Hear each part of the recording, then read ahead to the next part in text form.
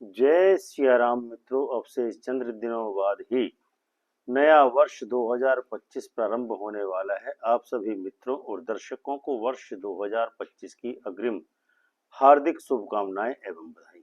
आगामी वर्ष 2025 में ग्रहों का गोचर इस बार विशेष होने वाला है।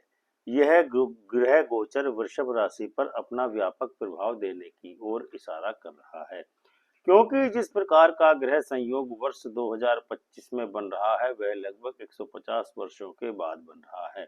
ग्रह गोचर वृषभ राशि के बारे में क्या क्या इशारे कर रहा है, उसी के बारे में हम आज के इस वीडियो में आपको बताने वाले हैं।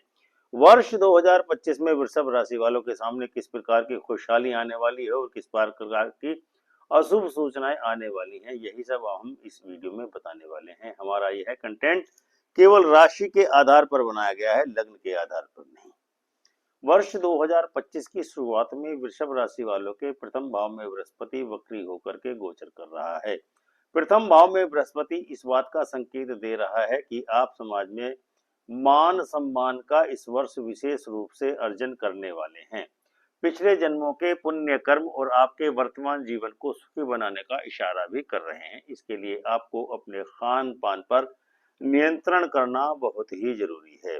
यह बृहस्पति 4 फरवरी तक वक्र ही रहने वाला है, इसीलिए जिस स्पीड में आपका जीवन वर्तमान में चल रहा है उसी स्पीड पर 4 फरवरी 2025 तक चलने वाला है। उसके पश्चात से आपके जीवन में अचानक से स्पीड बढ़नी शुरू हो जाएगी और स्पीड बढ़ने के बाद जैसे ही आप 15 मई को बृहस्पति वृषभ राशि का परित्याग करके मिथुन राशि में प्रवेश कर जाएगा और उसी के साथ ही आपके जीवन में देव कृपा की वर्षा होनी प्रारंभ हो जाएगी और धन, परिवार, कुटुंब एवं धर्म के क्षेत्र में आपको आश्चर्यजनक रूप से उत्तम परिणाम मिलने प्रारंभ हो जाएंगे। किसी तीर्थ स्थान की यात्रा भी इस दरमियान में होना संभव है, किंतु 12 नवंबर को बृहस्पति मिथुन राशि में और आपके द्वितीय भाव में वक्री होकर प्रतिकूल परिणाम प्रदान करा सकता है। जिस समय देवगुरु बृहस्पति मिथुन राशि में गोचर करेगा उसकी पूर्ण दृष्टि आपके भाग्य भाव पर रहने वाली है। यह पूर्ण दृष्टि आपको पैतृक संपत्ति की प्राप्ति में निश्चित ही सहायक सिद्ध होने वाली है। माता पिता से आपको धन एवं संपत्ति का लाभ प्रबल रूप में इस वर्ष में प्राप्त होने वाला है। वर्ष 2025 के प्रारंभ में राहु आपके एकादश भाव में गोचर कर रहा है। एकादश भाव में बृहस्पति की जमीन पर शनि ने अपना मकान बनाया हुआ है। इसीलिए यह घर आमदनी का घर कहलाता है। जीवन का एक सिद्धांत है कि दुनिया के प्रत्येक व्यक्ति को अपने शत्रु के अंदर बुराइयां ही बुराइयां नजर आती हैं। इसीलिए इस घर में राहु होने पर अपने जन्मसाथ शत्रु बृहस्पति को हानि पहुंचाने का कोई मौका नहीं छोड़ेगा। यानी कि 9 मई तक आपके पिता एवं बाबा इत्यादि को राहु क्षति पहुंचाने के लिए पूर्ण प्रयास करने वाला है। और यदि आपके बाबा या पिता को किसी प्रकार का कोई कष्ट होता है तो उसमें कोई आश्चर्य नहीं है, ये सब राहु का ही कमाल होने वाला है। 9 मई के बाद राहु आपके दसम भाव में गोचर करने लगेगा। दसम भाव में राहु जब गोचर करता है तो वह शनि के अनुसार कि शनि जिस भाव में होता है उसी के अनुसार अपना परिणाम प्रदान करने लगता है। 9 मई को शनि वृषभ राशि के एकादश भाव में गोचर करेगा। यानी कि एकादश भाव में जब शनि शुक्र की सुरक्षा प्रदान करने का कार्य करता है, यानी अब राहु शुक्र को जातक के प्रति आकर्षित कराएगा। शुक्र दाम्पत्य संबंधों का तथा धन लक्ष्मी का भी कारक ग्रह माना जाता है।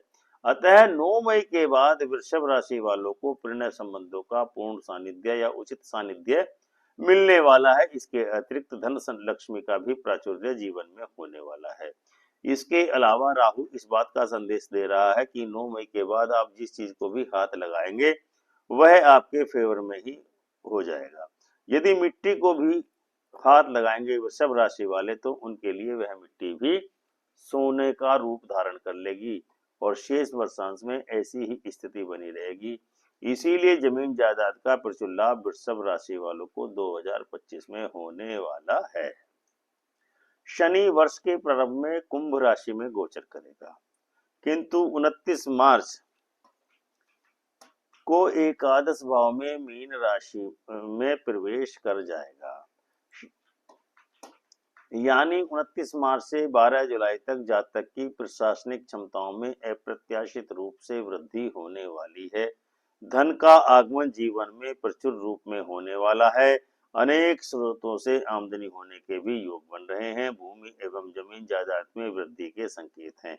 यदि आप आवास अथवा व्यापारिक कार्यों के लिए योजना बना रहे हैं तो उसके लिए 12 जुलाई तक उसके पूर्ण होने की प्रबलतम संभावना है, किंतु 12 जुलाई से लगभग 140 दिनों के लिए शनि ग्रह वक्री होने वाला है, जिसका परिणाम इस रूप में वृषभ राशि वालों को प्राप्त होने वाला है कि अचानक से पारिवारिक, सामाजिक एवं व्यापारिक क्षेत्रों में अड़चने आनी प्रारंभ हो जाएंगी, जिसके कारण आपको मानसिक संतरास होने वाला है।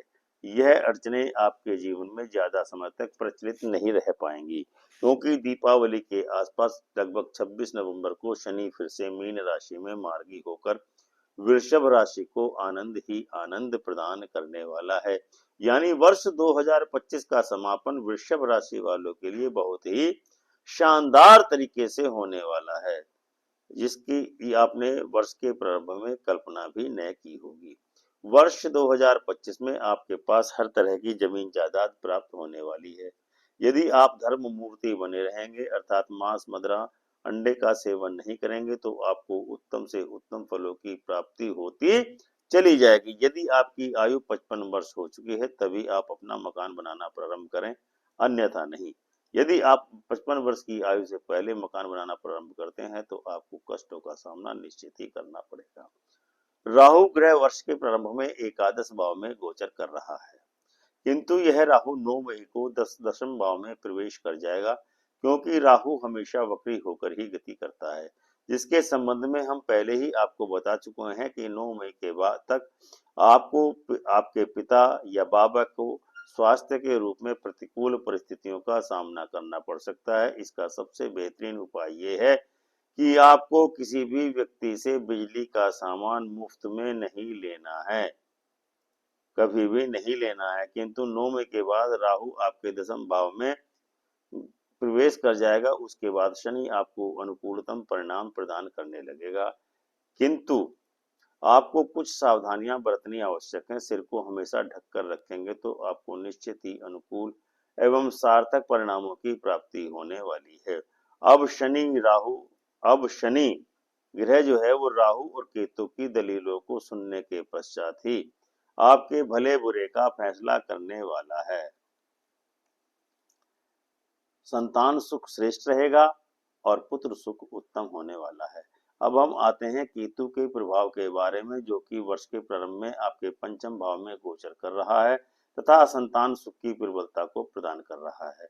उत्पत्ति का मालिक ग्रह बृहस्पति इस 5वें घर को आलोकित कर रहा है, इसलिए सूर्य के मित्र बृहस्पति की मदद से पुत्र सुख को अनुकूलता प्रदान करने वाला है।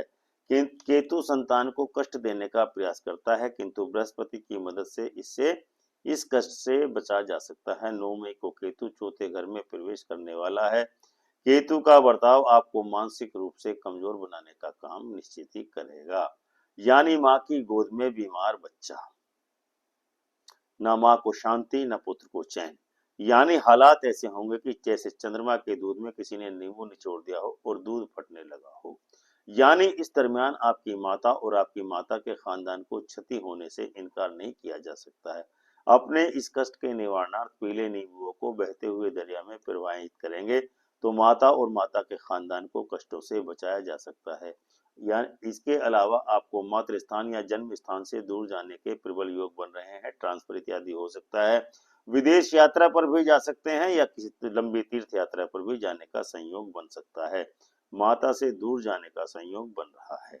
वर्ष के प्रारंभ में मंगल नीचगत होकर वक्री होकर कर्क राशि में गोचर कर रहा है। मंगल आपके तीसरे घर में बैठा हुआ है। तीसरा घर बुध से प्रभावित है। बुध क्या है? जंगल है, वृक्ष हैं, लताएं हैं, पेड़ हैं, और मंगल है मीठे फलों का पेड़। यानी कि आपके जीवन में अब इस प्रकार का जंगल आने वाला है जिसमें मीठे फलों की प्राप्ति आपको होने वाली है। इसका मतलब वृषभ राशि वाले को 24 फरवरी तक अत्यंत ही श्रेष्ठ एवं उच्च पद प्राप्त होने वाला है, जिसकी आपने कल्पना में न की गई हो। इससे आपके व्यक्तित्व में एक जबरदस्त उछाल आने वाला है।